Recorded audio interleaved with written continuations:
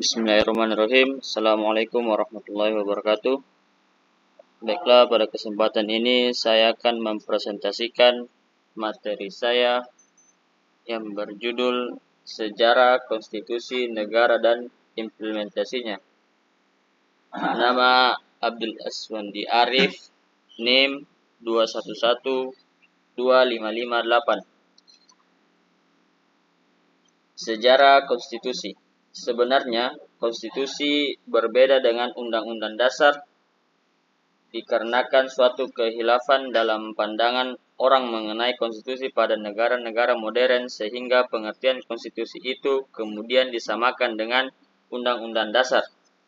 Kekhilafan ini disebabkan oleh pengaruh faham kodifikasi yang menghendaki agar semua peraturan hukum ditulis demi mencapai kesatuan hukum, kesederhanaan hukum, dan kepastian hukum. Begitu besar pengaruh paham kodifikasi, sehingga setiap peraturan hukum karena penting itu harus ditulis, dan konstitusi yang ditulis itu adalah undang-undang dasar.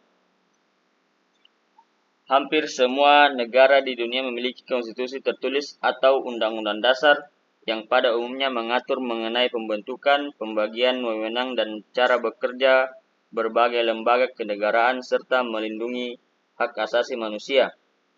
Negara yang dikategorikan sebagai negara yang tidak memiliki konstitusi tertulis adalah Inggris dan Kanada. Di kedua negara ini, aturan dasar terhadap semua lembaga-lembaga kenegaraan dan semua hak asasi manusia terdapat pada adat kebiasaan dan juga tersebar di berbagai dokumen, baik dokumen yang relatif baru maupun yang sudah sangat tua seperti Magna Carta yang berasal dari tahun 1215 yang memuat jaminan hak asasi manusia rakyat Inggris. Karena ketentuan mengenai kenegaraan itu tersebar dalam berbagai dokumen atau hanya hidup dalam adat kebiasaan masyarakat, itulah maka Inggris masuk dalam kategori negara yang konstitusi tidak tertulis.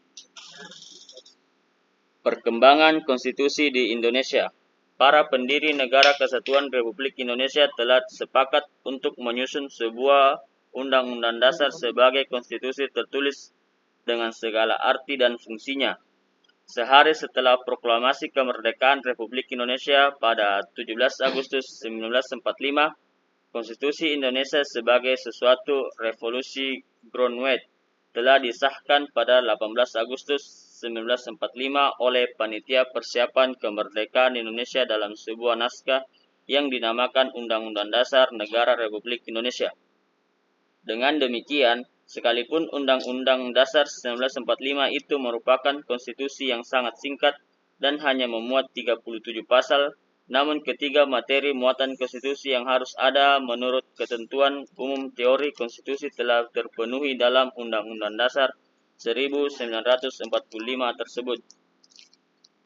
Dalam sejarah perkembangan ketatanegaraan Indonesia ada 4 macam undang-undang yang berlaku, yaitu 1. Periode 18 Agustus 1945 sampai 27 Desember 1949. Penetapan Undang-Undang Dasar 1945 saat Republik Indonesia diproklamasikan pada tanggal 17 Agustus 1945, Republik yang baru ini mempunyai Undang-Undang Dasar. Sehari kemudian pada tanggal 18 Agustus 1945, Rancangan Undang-Undang disahkan oleh PPKI sebagai Undang-Undang Dasar Republik Indonesia setelah mengalami beberapa proses. 2. Periode 27 Desember 1949 sampai 17 Agustus 1950. Penetapan Konstitusi Republik Indonesia Serikat. Perjalanan negara baru Republik Indonesia ternyata tidak luput dari rongrongan pihak Belanda yang menginginkan untuk kembali berkuasa di Indonesia. Akibatnya Belanda mencoba untuk mendirikan negara-negara seperti negara Sumatera Timur, negara Indonesia Timur, negara Jawa Timur, dan sebagainya. Sejalan dengan usaha Belanda tersebut, maka terjadilah agresi Belanda 1 pada tahun 1947 dan agresi 2 pada tahun 1948. Dan ini mengakibatkan diadakannya KMB yang melahirkan negara Republik Indonesia Serikat, sehingga Undang-Undang Dasar yang seharusnya berlaku untuk seluruh negara Indonesia itu hanya berlaku untuk negara Republik Indonesia Serikat saja. 3. Periode 17 Agustus 1950 sampai 5 Juli 1959. Penetapan Undang-Undang Dasar sementara 1950. Periode federal dari Undang-Undang Dasar Republik Indonesia Serikat 1949 merupakan perubahan sementara, karena sesungguhnya bangsa Indonesia sejak 17 Agustus 1945 menghendaki sifat kesatuan, maka negara Republik Indonesia Serikat tidak bertahan lama karena terjadinya penggabungan dengan Republik Indonesia. Hal ini mengakibatkan wibawa dari pemerintah Republik Indonesia Serikat menjadi berkurang. Akhirnya dicapailah kata sepakat untuk mendirikan kembali Negara Kesatuan Republik Indonesia. Bagi negara kesatuan yang akan didirikan, jelas perlu adanya suatu undang-undang dasar yang baru, dan untuk itu dibentuklah suatu panitia bersama yang menyusun suatu rancangan undang-undang dasar yang kemudian disahkan pada tanggal 12 Agustus 1950 oleh Badan Pekerja Komite Nasional Pusat dan oleh Dewan Perwakilan Rakyat dan Senat Republik Indonesia Serikat pada tanggal 14 Agustus 1950 dan berlakulah Undang-Undang Dasar baru itu pada tanggal 17 Agustus 1950. 4. Periode 5 Juli 1959 sampai sekarang. Penetapan berlakunya kembali Undang-Undang Dasar 1945 dengan Dekret Presiden 5 Juli 1959 berlakulah kembali Undang-Undang Dasar 1945 dan perubahan Majelis Permusyawaratan Rakyat sementara Orde Lama pada masa 1959 sampai 1965 menjadi Majelis Permusyawaratan Rakyat sementara Orde Baru. Perubahan itu dilakukan karena Majelis Permusyawaratan Rakyat sementara Orde Lama dianggap kurang mencerminkan pelaksanaan Undang-Undang Dasar 1945 secara murni dan konsekuen. Perubahan Undang-Undang Dasar 1945. Salah satu keberhasilan yang dicapai oleh bangsa Indonesia pada masa reformasi adalah reformasi konstitusional. Reformasi konstitusi dipandang merupakan kebutuhan dan agenda yang harus dilakukan karena Undang-Undang Dasar 1945 sebelum perubahan dinilai tidak cukup untuk mengatur dan mengarahkan penyelenggaraan negara sesuai harapan rakyat. Terbentuknya good governance serta mendukung penegakan demokrasi dan hak asasi manusia. Perubahan Undang-Undang Dasar 1945 dilakukan secara bertahap dan menjadi salah satu agenda sidang MPR dari 1999 hingga 2002. Perubahan pertama dilakukan dalam sidang umum MPR tahun 1999. Arah perubahan pertama Undang-Undang Dasar 1945 adalah membatasi kekuasaan Presiden dan memperkuat kedudukan Dewan Perwakilan Rakyat DPR sebagai lembaga legislatif.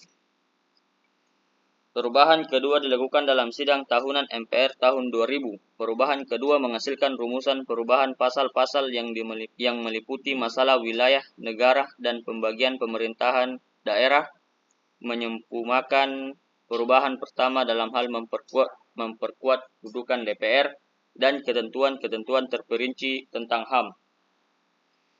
Perubahan ketiga ditetapkan pada sidang tahunan MPR 2001. Perubahan tahap ini mengubah dan atau menambah ketentuan-ketentuan pasal tentang asas-asas landasan bernegara, kelembagaan negara dan hubungan antar lembaga, serta ketentuan-ketentuan tentang pemilihan umum.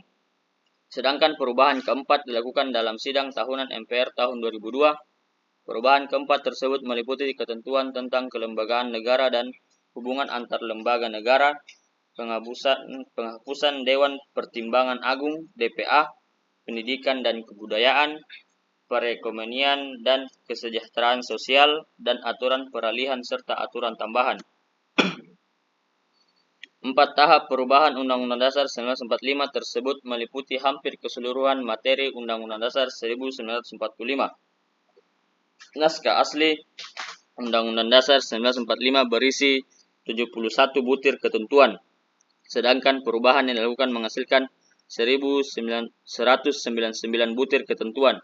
Saat ini, dari 199 butir ketentuan yang ada dalam Undang-Undang Dasar 1945, hanya 25 dalam kurun 12% butir ketentuan yang tidak mengalami perubahan. Selebihnya sebanyak 174 dalam kurun 88% butir ketentuan merupakan materi baru atau telah mengalami perubahan. Dari sisi kualitatif, perubahan Undang-Undang Dasar 1945 bersifat sangat mendasar karena mengubah prinsip kedaulatan rakyat yang semula dilaksanakan sepenuhnya oleh MPR menjadi dilaksanakan menurut Undang-Undang Dasar. Hal itu menyebabkan semua lembaga negara dalam Undang-Undang Dasar 1945 berkedudukan sederajat dan melaksanakan kedaulatan rakyat dalam lingkup wewenangnya masing-masing. Perubahan lain adalah dari kekuasaan presiden yang sangat besar menjadi prinsip saling mengawasi dan mengimbangi, checks and balance. Prinsip-prinsip tersebut menegaskan cita negara yang hendak dibangun, yaitu negara hukum yang demokratis.